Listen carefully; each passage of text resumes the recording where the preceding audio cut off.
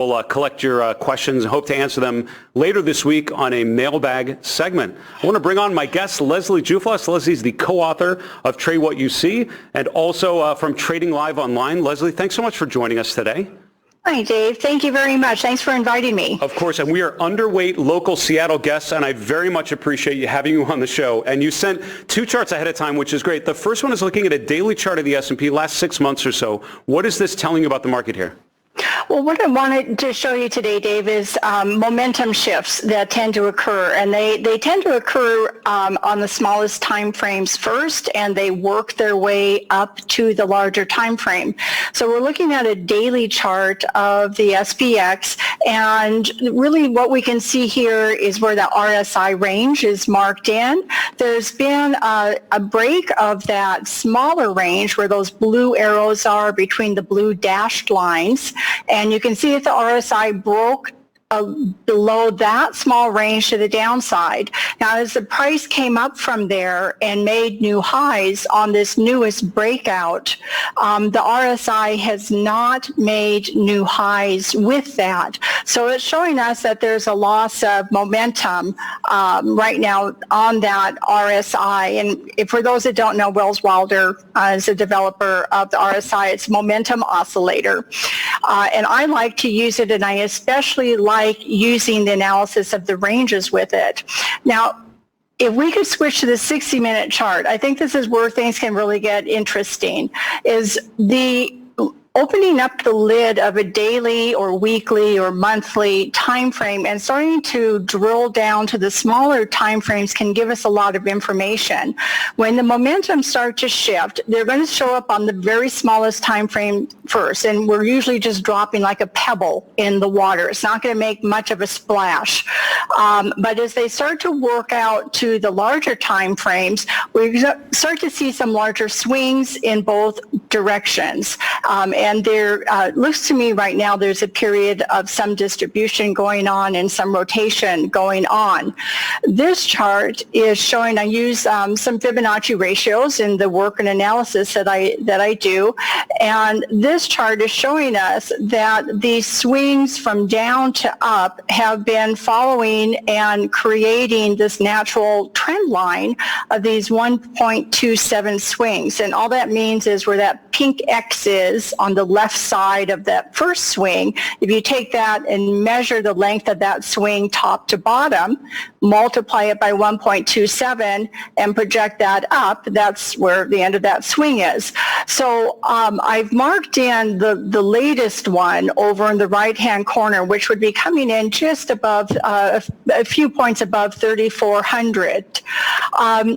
The momentum divergences are showing up a little more pronounced on this 60-minute chart, and we can see that by looking at the RSI divergence on the 60-minute.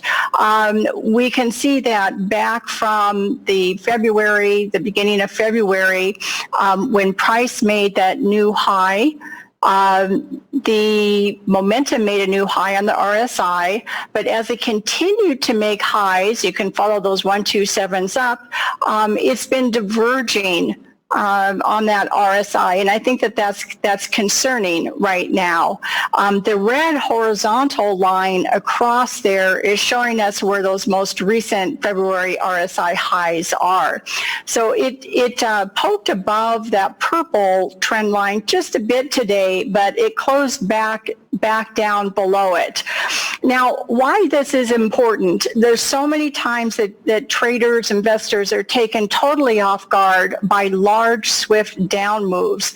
And when those moves come to the downside, they are swift and they are fast and they're brutal. But if you can learn a process of following the momentum both to the upside and then back to the downside, you can learn to watch for the clues of these changes. Now, we know markets can go farther than anyone can expect, and in fact on the weekly chart there might be some projections even up around the 3,500 level. But the question is whether some correction starts right around these levels here. And how are you going to know that? You're going to know it by your support levels are going to start to break. I have a couple of them marked in on the chart to keep an eye on. You're going to get false rallies in the morning, followed by down closes in the afternoon. Another thing that we should be looking at is that we do not have all of the indexes marching in the same direction. The NASDAQ's been the strongest. The S&P has been strong, but not as strong as the NASDAQ. The Dow's been lagging. Transports have been lagging. The Russell's been lagging.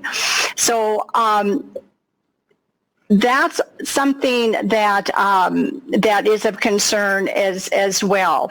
So these charts, if we even drill down to smaller time frames, we would see these same processes. In fact, I noticed today, Dave, this SPY chart that you showed has what's called a small, the intraday had a very small butterfly cell pattern that turned that market to the downside around the close.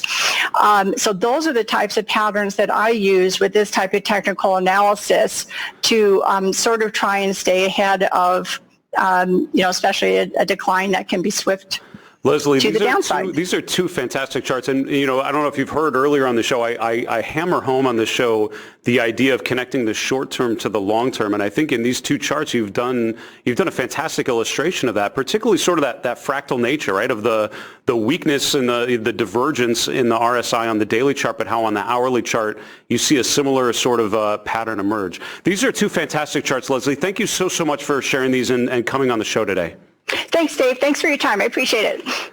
That was Leslie Juflas. Boy, I tell you what, I enjoy talking with people whose toolkits are different than my own. And Leslie does such a good job of talking about that shorter time frame that I tend to not spend enough time on. People that I know that deal with more of the hourly charts tend to see some of those things emerge because the daily charts sort of catch up over time. But a lot of times some of those themes will emerge first on the hourly chart, like Leslie shared. So interesting things to keep in mind as we continue to digest market strength. We need to move on with wrapping the show, which means it's